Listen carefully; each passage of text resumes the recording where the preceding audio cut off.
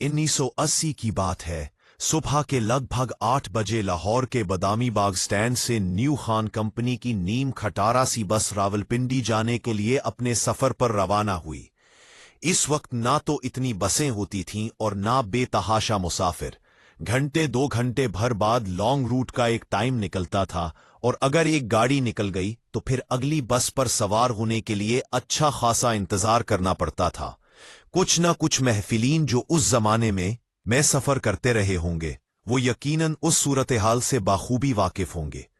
तो जनाब ये बस तकरीबन सीट हुए अपने वक्त से थोड़ा आगे पीछे सफर के लिए रवाना हो चुकी थी। रावलपिंडी जाने के लिए वाहिद रास्ता जरनेली सड़क थी जिसकी हालत इस वक्त काफी दिगरगूं थी और गाड़ियां 40-50 किलोमीटर फी घंटा से जायद रफ्तार ना पकड़ सकती थीं। बस ने रावी का पुल पार किया और शाहदरा जा रुकी। 2-3 और मुसाफिर सवार हो गए जिनमें एक बारिश बुजुर्ग भी थे। उनके पास दरमियाने से हजम का एक गटड़ी नमा थैला भी था। कंडक्टर ने सबसे आखिरी 6 वाली सीट पर से एक नौजवान को उठाकर बुजुर्ग को बैठा दिया। अच्छे वक्त थे, नौजवान हंसते मुस्कुराते बुजुर्गों को जगह दे दिया करते थे। अब सीट तो दूर की बात, कोई किसी को एक स्माइल भी नहीं देता। खैर, वक्त वक्त की बात है। बस फिर खरामा खरामा अपने सफर पर रवाना हो गई। मुरीद के नामी कस्बे पहुंचने पर 8-9 मुसाफिर उतर गए और 2-3 मुसाफिर सवार हो गए जिनमें एक बरकापोश खातून भी थी। बरका जेब तन होने की वजह से उसकी उम्र का सही से अंदाजा नहीं हो पा रहा था। अलावा अजें उसने नकाब भी पहन रखा था। बस कुछ देर रुकने के बाद फिर चल पड़ी। कुछ देर बाद कंडक्टर किराया लेते लेते बरकापोश खातून के पास पहुंचा तो उसने बताया कि मैंने गुजरात जाना है लेकिन मेरे पास किराया नहीं है। जवाब सुनकर कंडक्टर को गुस्सा आ गया और उसने मन बसूरते हुए कहा कि अगर किराया नहीं है तो बस में सवार क्यों हुई हो, चलो उतरो। खातून ने कहा, भाई तुम्हारी बड़ी मेहरबानी, मुझे गुजरात तक ले चलो, मैं आगे ही बहुत परेशान हूं। कंडक्टर उसकी सुनी अनसुनी करते हुए ऊंची आवाज में बोला, उस्ताद जी गड्डी रोको, सवारी लानी है। ड्राइवर ने शीशे में पीछे देखते हुए कहा कि एथे केरा स्टॉप है, अगे कामुन की लावांगा। कंडक्टर फिर बा आवाज बुलंद बोला, सवारी बगैर किराए तू इथे लाओ। ड्राइवर ने यह सुनकर रफ्तार आहिस्ता करना शुरू की और बिलाखिर गाड़ी रुक गई। कंडक्टर ने कहा, चल बीबी थल्ले ले। बुरकापोश ने बैठे बैठे बाहर देखा। बकुल वीरान जगह थी और दूर दूर तक कोई आबादी या जी रूह नजर नहीं आता था। वो चला उठी, अल्लाह का नाम है किसी आबादी में तो उतारो, यहां मैं कहां जाऊंगी। Bracket all and Presley and. ये सारी गुफ्तगू पास बैठे मुसाफिरों को तो सुनाई दे रही थी लेकिन पीछे बैठे मुसाफिरों को समझ ना आ सकी। अब कंडक्टर कह रहा कि यहीं उतरो और बरकापोश दहाई दे रही कि किसी आबादी में उतारो। इतने में पीछे बैठा पतलून शर्ट में मलबूस एक खुश शक्ल सा नौजवान मुसाफिर इन दोनों के नजदीक आया और बोला, गाड़ी क्यों रोकी है, क्या मसला है। कंडक्टर ने उसे सारी बात बताई। फिर पतलून शर्ट वाले बाबू ने नर्म से बोला, लहजे में बरकापोश से दरियाफ्त किया कि क्या बात है। वो जवाब देने के बजाय रोने लगी और फिर हिचकियां लेते हुए बोली, मेरी मां काफी साल पहले फौत हो चुकी है और 2 माह पहले मेरा बाप भी फौत हो गया है। मैं अपनी सौतेली मां के साथ रहती थी और आज मेरी सौतेली मां ने भी मुझे घर से निकाल दिया है। मेरा कोई बहन भाई भी नहीं है। अब सर छुपाने को गुजरात अपनी खाला के पास जा रही हूं लेकिन मेरे पास किराया नहीं है। मैंने इस कंडक्टर की बड़ी मिन्नत की है लेकिन ये बगैर किराया लिए नहीं मान रहा। अब मुझे यहां वीराने में उतार रहा है। मैं उतरने को तैयार हूं लेकिन मैं उसे कह रही हूं कि मुझे किसी आबादी में तो उतारे। नौजवान ने बात सुनी और कंडक्टर और बरकापोश को बगैर कुछ कहे सुने वापस अपनी सीट पर जाकर बैठ गया।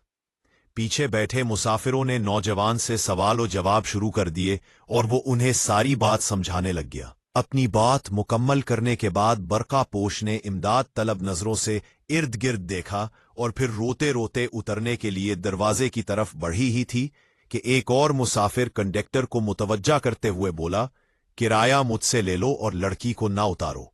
लड़की सुनी अनसुनी करते हुए दरवाजे के पास जा खड़ी हुई और ऊंची आवाज में बड़बड़ाने लगी, इस दुनिया में कोई किसी का नहीं है।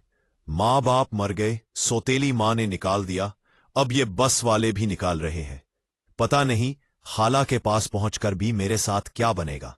छोड़ो भाई, मुझे उतरने दो। आज तो किराया दे दोगे, आगे क्या करूंगी मुझे खुद ही कुछ करने दो। सब मुसाफिरों ने ये बात सुनी और उनमें इस बरकापोश अकेली यतीम, मिस्कीन और दुखों की मारी लड़की के लिए हमदर्दी के जज्बात पैदा हो गए। पतलून शर्ट वाले नौजवान के साथ बैठे हुए एक अधेड़ उम्र आदमी ने यह सारी बात सुनी तो एकदम अपनी सीट पर खड़ा हो गया और सब मुसाफिरों को मुतवज्जा करते हुए बुलंद आवाज में बोला, बेटा, मुझे नहीं पता कि तुम कौन हो, सच बोल रही या झूठ, लेकिन मैं तुम्हारी बात का एतबार करता हूं। बात को मजीद बढ़ाते हुए बोला, भाइयों, मैं सियालकोट का रहने वाला हूं। ये मेरे साथ मेरा बेटा है और एक सरकारी स्कूल में टीचर है। फिर उसने बेटे से उसका कार्ड मांगा और उसे दाएं बाएं दिखाते हुए हवा में लहराया। फिर यूं गोया हुआ, ये नई पोस्टिंग पर गुजरानला जा रहा है और मैं उसे छोड़ने जा रहा हूं। और यह भी बता दूं कि यह गैर शादीशुदा है और उसका कहीं भी रिश्ता तय नहीं किया हुआ।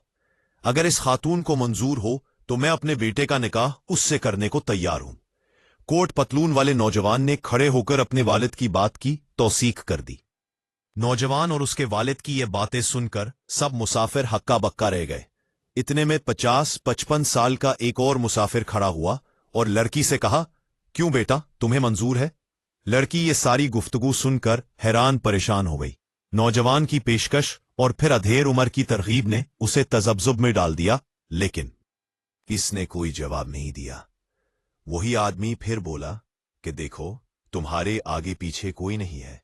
इस खूबसूरत, पढ़े लिखे और पक्की सरकारी नौकरी पर लगे नौजवान और इसके वालिद ने तुम्हें देखे जाने बगैर इतनी बड़ी पेशकश कर दी है। तुम इस वक्त मुश्किल में हो, इस पेशकश को कबूल कर लो। लड़की ने कुछ देर सोचा और फिर बोली कि ऐसा कैसे मुमकिन हो सकता है?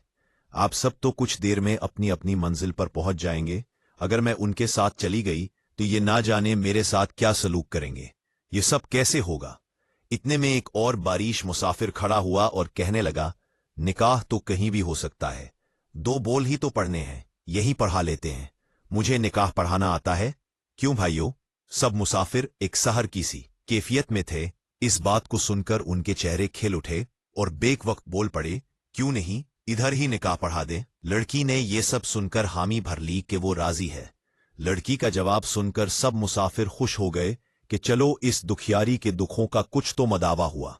ड्राइवर से कहा गया कि वो गाड़ी को मजीद साइड पर खड़ा करे और बस में मौजूद 3-4 खवातीन को बस के अगले हिस्से में इकट्ठा करके बरका पोश को उनके साथ बैठा दिया। फिर उसी बारिश बुजुर्ग ने नौजवान और बरका पोश का ईजाब कबूल करवाया और निकाह की रस्म अदा हो गई। एक मुसाफिर आगे बढ़ा, दुल्हा को मुबारकबाद दी और दुल्हन को 10 रुपए बतौर सलामी पेश कर दिए। इसी असना में सबसे पिछली सीट पर शाहदरा से बैठने वाले थैला बरदार बुजुर्ग मुसाफिर ने सबको मुतवज्जा करते हुए कहा कि मैं अपने बेटे की शादी की तारीख रखने जा रहा हूं और ये मेरे पास मिठाई का टोकरा है। अल्लाह ने खुशी का एक मौका यहीं बना दिया है। मैं गुजरानवाला उतरकर और ले लूंगा। फिर अपने थैले से मिठाई का एक टुकड़ा निकालकर उस सलामी देने वाले को पेश कर दिया। फिर तो जैसे लाइन ही लग गई, सब मुसाफिर बारी बारी आना शुरू हुए। दुल्हा और उसके वालिद को मुबारकबाद देने के साथ साथ दुल्हन को रुपया, 2 रुपए, 5 रुपए हस्बे तौफीक सलामी देते। बारिश बाबाजी पास ही खड़े थे, उन सब का मनहा मीठा करवाते जाते और यूं ये कजिया इख्तिताम पजीर हुआ। बाबाजी के मुंह पर खड़े थे, उनके सब का मनहा मीठा करवाते जाते और यूं ये कजिया इख्तिताम पजीर हुआ।